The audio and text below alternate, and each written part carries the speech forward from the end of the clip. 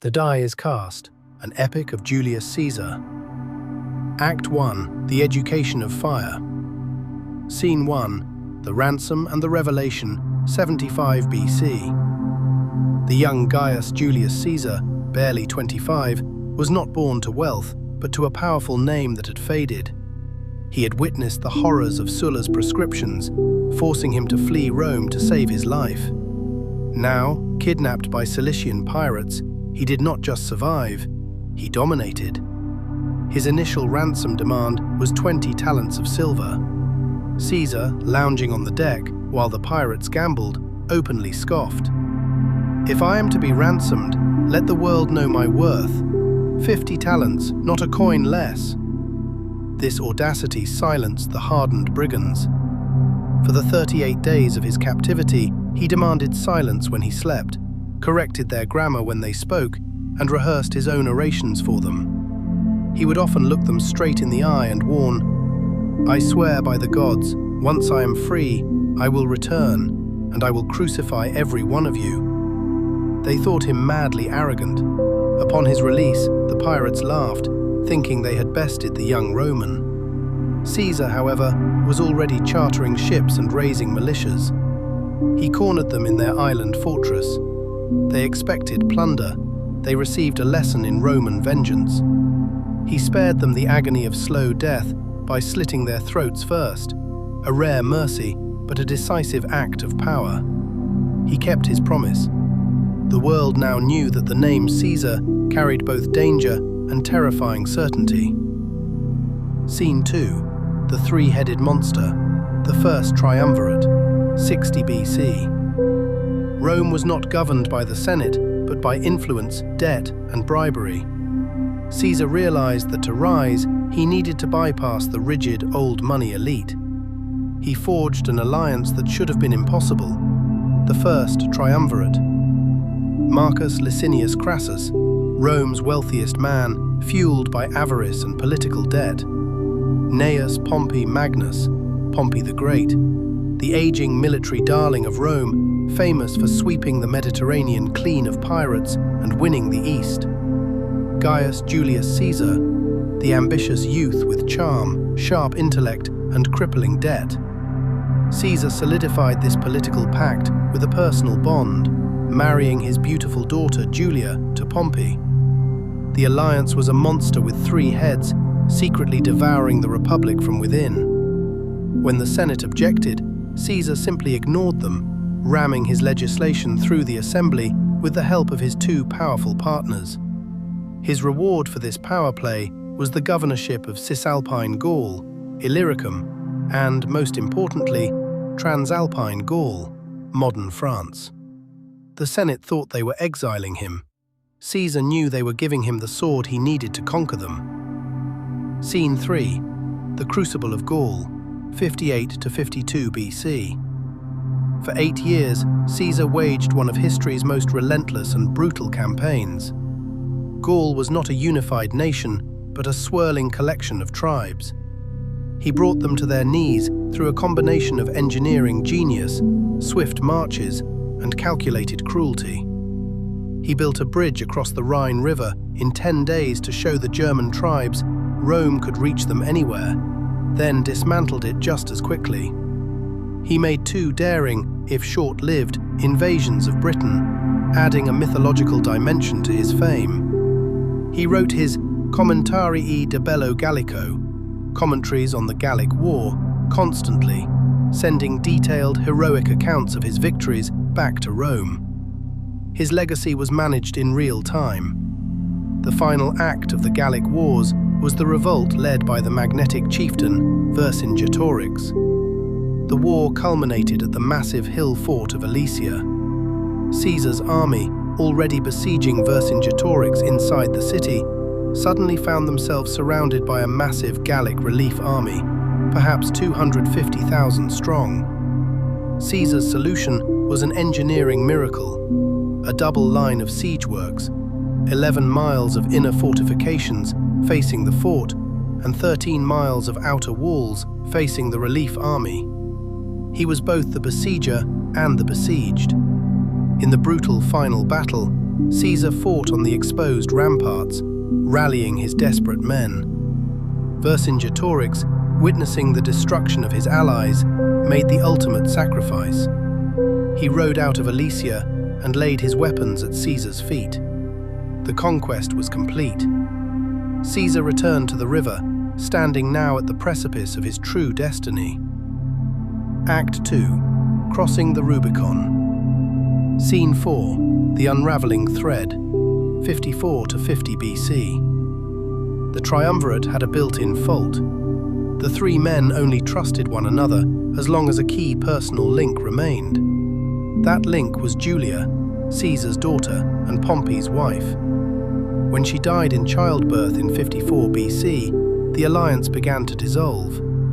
Then, Crassus, hungry for military glory, was defeated and killed in Parthia, modern Iran, in 53 BC. The three-headed monster was now two, and the two men were deadly rivals. The Senate, fearing Caesar's immense wealth and devoted army, sided with Pompey, believing they could control the older general. The Senate issued their final ultimatum. Caesar must return to Rome without his army, face trial, and be ruined. On the freezing night of January 10th, 49 BC, Caesar stood with his 13th legion at the small, insignificant river marking the border of Cisalpine Gaul and Italy, the Rubicon. He knew the consequences. To cross was to declare war on the state itself. He paused, wrestling with the ghost of the Republic and his own crushing ambition. He looked out at the faces of his loyal, battle-hardened veterans. Then he moved. "Iacta alia est," he proclaimed, leading his horse into the shallow water. Scene 5. The chase and the final reckoning. Pharsalus, 48 BC. The crossing triggered panic. Pompey and the majority of the Senate fled Rome for Greece, convinced Caesar could be defeated only after mobilizing the east. Caesar entered Rome not as a conqueror, but as a whirlwind, securing the treasury and consolidating power before sailing across the Adriatic in pursuit of Pompey. The final confrontation occurred at the dusty plains of Pharsalus, Greece. Pompey commanded a vast army, twice the size of Caesar's, well-fed and confident. Caesar's legions were outnumbered, exhausted, and hungry. Pompey, arrogant in his numbers, commanded his cavalry to smash Caesar's flank.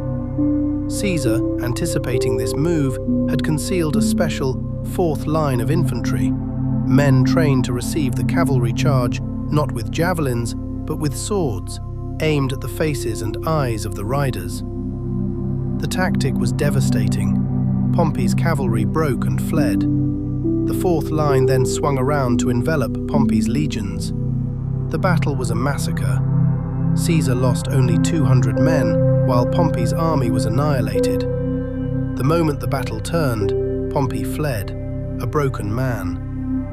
Caesar rode to Pompey's abandoned camp. He saw the lavish meal being prepared for the victory celebration. He didn't eat. He sighed, turning away from the spoils, already anticipating the dark future. "They wanted to kill us," he noted soberly, referring to the senators he had captured. "And they would have, if they had won." Scene 6. Cleopatra's Spell and the Shortest War. 47 to 46 BC. Pompey sought refuge in Egypt, believing the Ptolemaic court owed him a debt. The young pharaoh, Ptolemy XIII, decided a living Pompey was a problem, a dead one a gift. He ordered the assassination. When Caesar arrived, he was presented with Pompey's head in a basket. The victor of Pharsalus reacted with uncontrollable fury and grief, turning on the assassins and demanding an immediate state burial for his old friend and son-in-law. In the ensuing political chaos, Caesar met the deposed Cleopatra VII. She presented herself to him, famously emerging from a rolled-up carpet, or linen sack, in his chambers. She was not conventionally beautiful, but fiercely intelligent, multilingual, and magnetic. Their affair was instant and profound. Caesar stayed in Egypt for months, fighting the Alexandrine War to put Cleopatra back on the throne and siring a son, Caesarion. On his return journey, he swiftly crushed a rebellious king in Asia Minor.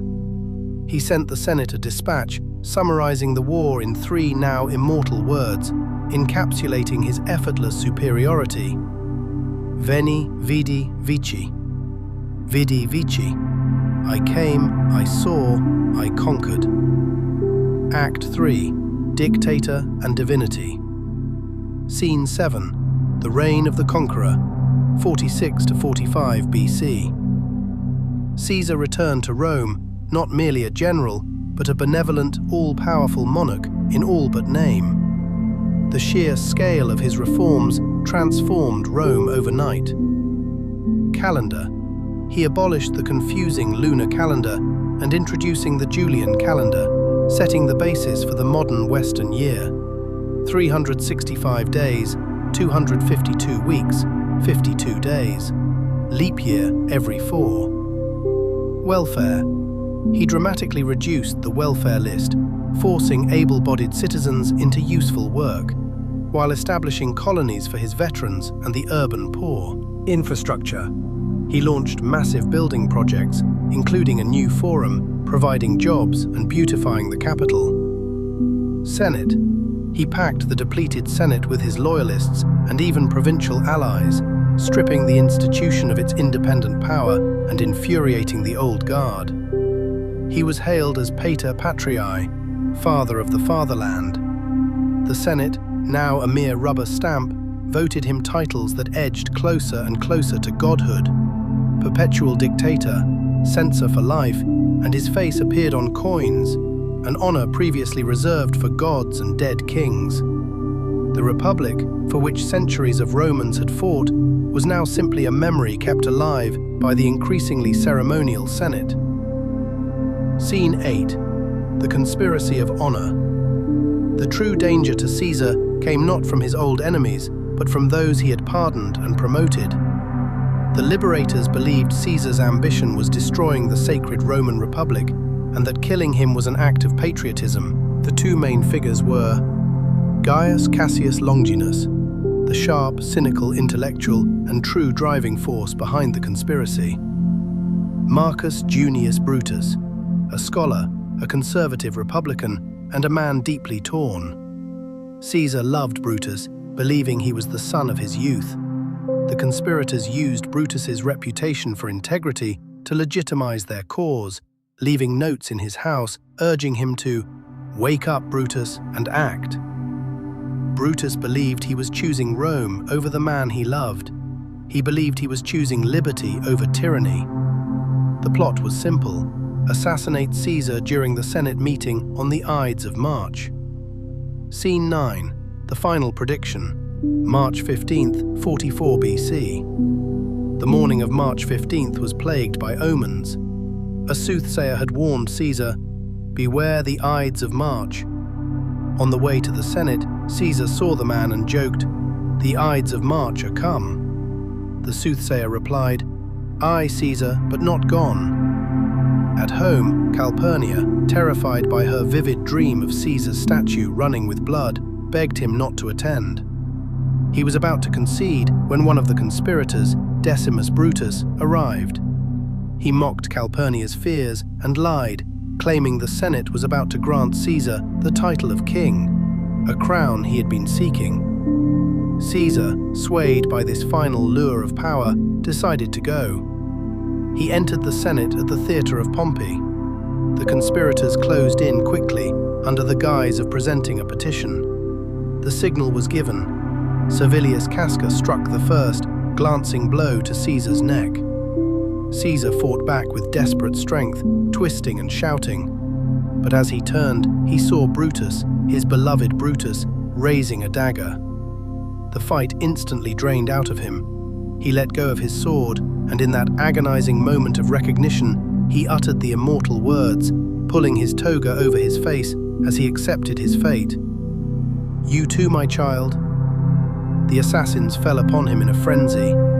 He received 23 stab wounds, falling precisely at the base of the statue of Pompey the Great, the man he had defeated. The ultimate irony.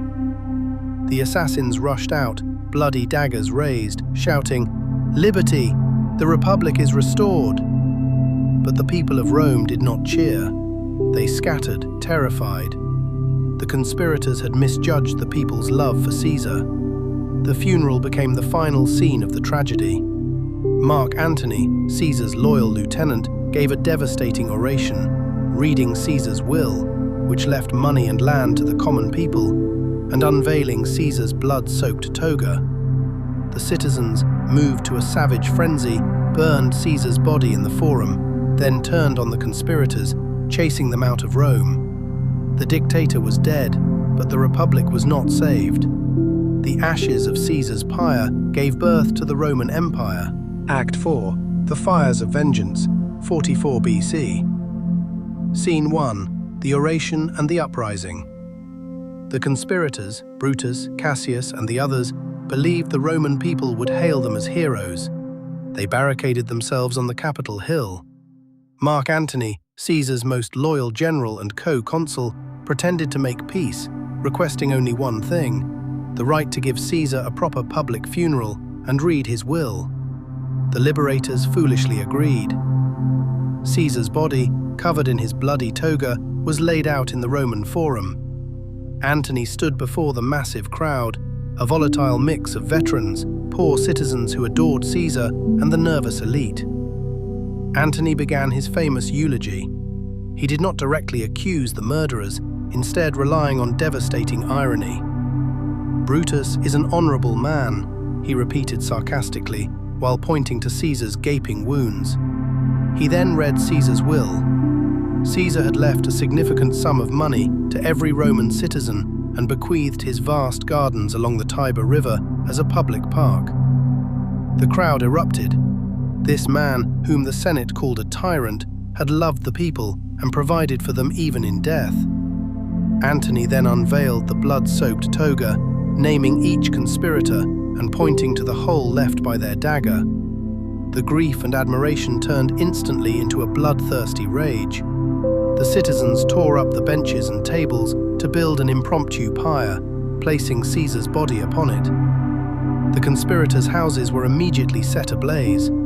The mob, now fully inflamed, hunted down the assassins. Rome plunged into anarchy. The liberators fled the city under the cover of darkness, realizing they had restored not the Republic, but civil war. Scene 2. The Heir Unveiled. In the wake of the funeral chaos, a pale, intelligent young man arrived from Apollonia, where he had been studying. This was Gaius Octavius, Caesar's great-nephew, named as the adopted son and principal heir in Caesar's will. He was just 19 years old, slight in build, and completely unknown to the political scene. Mark Antony, Caesar's loyal right-hand man, scoffed at the boy. Antony saw himself as the natural successor to Caesar's power and dismissed Octavius as a child. "He is too young to handle this mantle," Antony declared. But Octavius possessed a cold, terrifying political calculus that belied his youth. He demanded the money Caesar had left him, money Antony was already spending on his own troops. The young man used his own inheritance to pay the common citizens their due, cementing the people's adoration and fulfilling his father's final promise. The stage was set for the next phase of conflict, not between Republicans and Loyalists, but between Caesar's two self-proclaimed successors. Scene 3. The Second Triumvirate, 43 BC. The political instability was too great for any single man to manage. Antony, Octavius, and a third, less influential general named Marcus Aemilius Lepidus met on an island near Bologna and agreed to put aside their differences to crush their common enemy. The liberators, Brutus and Cassius, who were raising armies in the east. They formed the Second Triumvirate, a formal legal dictatorship sanctioned by Rome itself. Their first act was brutal, a return to the sullen model of proscriptions, state-sanctioned murder.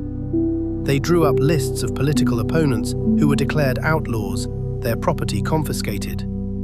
300 senators and 2,000 equestrians were executed.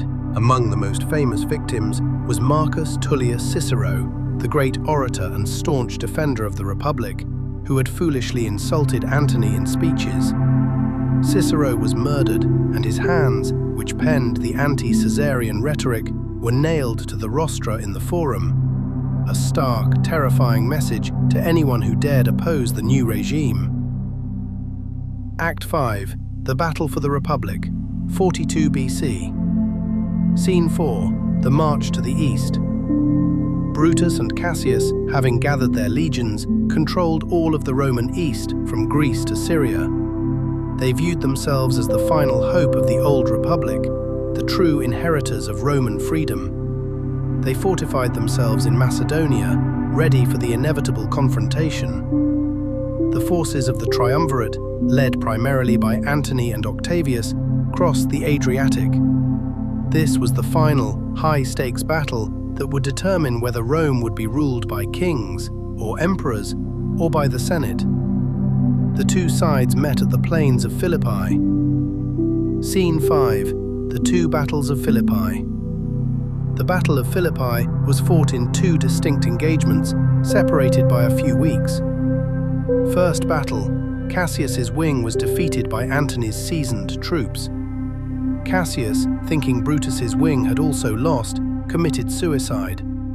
His death was a massive blow to the Republican cause. Meanwhile, Octavius's camp was nearly overrun by Brutus's successful attack, proving the young heir's military leadership was still weak compared to his political cunning. Second battle. Brutus, now sole commander and deeply demoralized by Cassius's death, decided to commit to a decisive, final confrontation. The armies clashed again. This time, Antony and Octavius's combined forces were too strong. Brutus's forces were routed.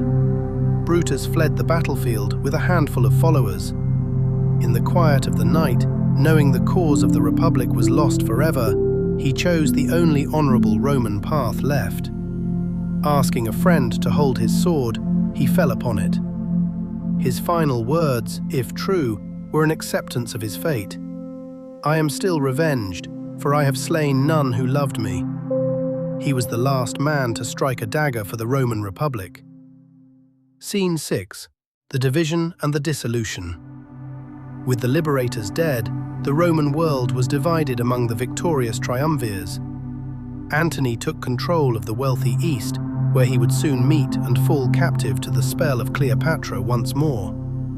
Octavius returned to Italy and the West, focused on controlling Rome, the veterans, and the vast land allocation needed to settle them. Lepidus was quickly marginalized, essentially removed from power. The partnership of the Second Triumvirate, forged in blood, was inherently unstable.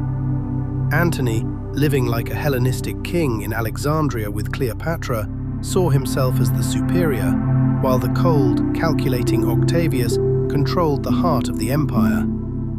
The assassination of Julius Caesar had, paradoxically, not saved the Republic. It had merely cleared the playing field, setting the stage for the final, global confrontation between Mark Antony and Octavius, a war that would see the ultimate end of the Roman citizen general and the birth of Augustus, the first emperor of Rome. Caesar's ghost had triumphed.